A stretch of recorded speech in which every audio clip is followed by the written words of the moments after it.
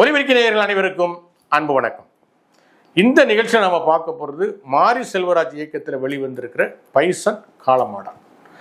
இதற்கு முன்னாடி எழுத்தாளராக இருந்த மாரி செல்வராஜ் பரியேறும் பெருமாள் படத்தின் மூலம் அறிமுகமாகி பெரிய ஒரு மாற்றத்தை உருவாக்குனார். ஒரு புரட்சிகரமான ஒரு கருத்தை முன் வச்சார். அதுக்கப்புறம் அவர் கர்ணனும் சரி வாழையும் சரி அவர் இதுக்கு முன்னாடி எடுத்த 3 படங்களுமே தாழ்த்தப்பட்ட மக்கள், உயர்ஜாதி ஆதிக்க மக்கள் இவங்களுக்கு இடையிலான மோதலை சொல்லி அது எப்படி தவிர்க்கப்படணும், அது எப்படி சால்வ் பண்ணணும், அதனால யார் பாதிக்கப்படுகிறார் அப்படிங்கிற மாதிரியான விஷயங்கள் அந்த படங்கள் பேசிச்ச வரையில் அவர் ரொம்ப கவனம் மிக்க ஒரு இயக்குனராக மாறினார்.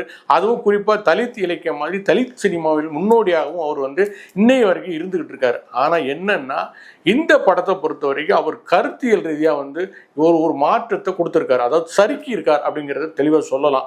ஏன்னா இதுக்கு முன்னாடி சொன்னதெல்லாம் எங்களுக்கு சம உரிமை வேண்டும், சமமாக நடத்தப்பட வேண்டும், எங்களுக்கு தேவை சலுகை இல்லை உரிமை அப்படிங்கிற மாதிரி தான் இதற்கு முந்தைய படங்கள் எல்லாம் அவர் பேசினார். ஆனால் இந்த படத்தில் ஏதோ பார்த்து போடுங்கப்பா, நாங்களும் நல்லா இருக்கணும், நீங்களும் நல்லா இருக்கணும், ஏதோ பார்த்து செய்யுங்க அப்படின்னு உயர்ஜாதி வகுப்புன்றதுல கெஞ்சுகிற மாதிரியான ஒரு கான்செப்ட் தான் இந்த படத்தில் சொல்கிறாரு. இந்த படத்தோட கதையாக நீங்கள் என்ன பார்க்கலான்னா, கபடி வீரர் யார், துருவ விக்ரம் ஒரு கபடி வீரர்.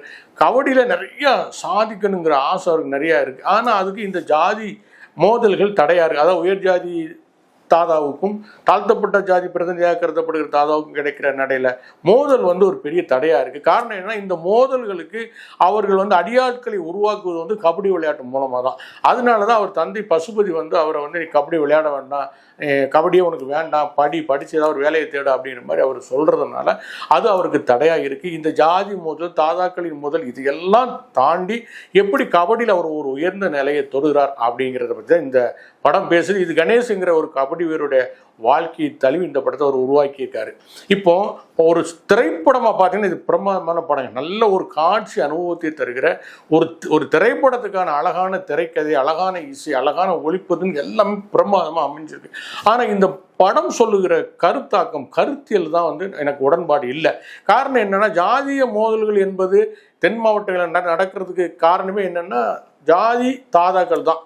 அதாவது ஒரு உயர்மட்ட ஜாதியிலேருந்து பண்ணையார்கள் வர்றாங்க, அவங்களுடைய வன்முறையை, அவங்களுடைய தாக்குதலை சமாளிக்கிறதுக்கு தாழ்த்தப்பட்ட மக்கள்லேருந்து ஒரு தலைவன் உருவாக்கப்படுகிறான். அதாவது தாதாக்கள் மாதிரியான தலைவன். ஒரு கட்டத்தில் இது என்ன ஆகுதுன்னா, 2 தாதாக்களும் அவங்க செய்கிற சட்டவிரோத செயல்களுக்கு, ரியல் எஸ்டேட் பிஸ்னஸ்க்கு அடியாட்களாக தான் தங்கள் ஜாதியினரை பயன்படுத்திக்கிறாங்க. இது தொடர்பாக வருகிற மோதலில் தான் இங்கிட்டும் கொலை அங்கிட்டும் கொலை நடக்குது. ஆனால் இது என்னமோ ஒரு பெரிய ஜாதி மோதல் மாதிரி இந்த படம் சித்தரிக்குது. இந்த ஜாதி மோதலே ஒரு வளர்ச்சிக்கு தடையாக இருப்பதாகவும் இந்த படம் சித்தரிக்கிறது. அதுலேயும் உயர் ஜாதியிலையும் சில நல்லவர்கள் இருக்கிறாங்க அப்படிங்கிறது இந்த படம் சமாதானப்படுத்துது. ஏன்னா இந்த கபடி வீரர், அதாவது துருவ விக்ரம் உதவுற அறிவிப்பாளன் உயர்ஜாதி சேர்ந்தவரை சித்தரிக்கப்படுறாரு. அதே மாதிரி உயர்ஜாதி தாதா லாலும் அவர் தன்னுடைய கபடி குழுவில் சேர்த்துக்கிறார். இப்படியான சில சமாதான போக்குகள் இந்த படத்தில் முன்வைக்கப்பட்டிருக்கு. எப்பவுமே எப்படின்னா, ஒரு சமாதானம், அதாவது ஒரு தனி மனித உதவி, ஒரு தனி மனிதனுடைய மனிதாபிமானம் என்பது ஒரு ஒட்டுமொத்த மாற்றத்துக்கான அறிகுறி அல்ல. அதன் மூலம் பெரிய மாற்றத்தை கொண்டு வர முடியாது. ஒரு மிகப்பெரிய மனமாற்றத்தின் மூலம் தான் ஜாதிய ரீதியான பிரச்சனைகளை ஒழிக்க முடியுமே தவிர, இந்த மாதிரி ஒரு தனி மனித உதவிகள், தனி மனிதனுடைய மனிதாபத்தை அடிப்படையாக வச்சு எந்த ஜாதியும் ஒழியப்படுறதில்லை. இதை அவர் ஒரு வலிமையாக சொல்லியிருக்கணும். ஆனால் ஒரு தாதாக்கள் மோதல், அதற்கு இடையில ஒருத்தனுடைய பயணம் என்பது, இதை ஜாதிங்கிற இதை தூக்கிட்டீங்கன்னா இது வழக்கமான படமாக ஆயிருக்கும். எல்லா படங்கள்லையும் வந்திருக்க மாதிரியான ஒரு சாதாரண கதையாக தான் ஆயிருக்கும். இல்லை, ஜாதிய பிரச்சனைகள் முன்வைக்கப்படுகிறதுனால இது ஒரு மாற்று சினிமாவாக பார்க்கப்படுது. என்றாலும் கருத்தியல் ரீதியாக மாரி செல்வராஜ் சறுக்கி இருக்கார் அப்படின்னு தான் சொல்லணும். ஆனாலும் நீ ஒரு சினிமாவை பார்க்கணும், ஒரு சினிமாவை ரசிக்கணும் அப்படின்னா இந்த படத்துக்கு தாராளமாக போகலாம். உங்களுக்கு கருத்தில் மாறுபாடு இருந்தால் கூட ஒரு திரைப்படமாக இதை ரசிக்கலாம் அப்படிங்கிறது எந்த சந்தேகமும் கிடையாது. இதில் இன்னொரு ஆச்சரியமான விஷயம் என்னென்னா, துருவ விக்ரம் இதுக்கு முன்னாடி அவர் நிறைய 2-3 படங்கள் நடித்தார். ஆனால் எந்த படங்களுமே அவருக்கு கை கொடுக்கல, அது நடிப்பதற்கான வாய்ப்பையும் கொடுக்கல. அவர் ஒரு சூப்பர் ஹீரோவாக மாற்றுவதற்கான முயற்சிகள் தான் இதுக்கு முந்தைய படங்கள் நடந்தது. இதில் தான் அவர் ஒரு உண்மையான நடிகனா, ஒரு நிஜமான நடிகனா மாரி செல்வராஜ் முன்னேறித்திருக்காரு. கடினமாக உழைச்சிருக்காரு, நல்லா நடிச்சிருக்காரு. கொஞ்சம் திருநெல்வேலி ஸ்லாங் அவருக்கு சரியாக வரல, மற்றபடி எந்த குறையும் அவருக்கு சொல்ல முடியாது. அவ்வளவு கஷ்டப்பட்டிருக்கிறது ஒவ்வொரு காட்சியிலையும் தெரியுது.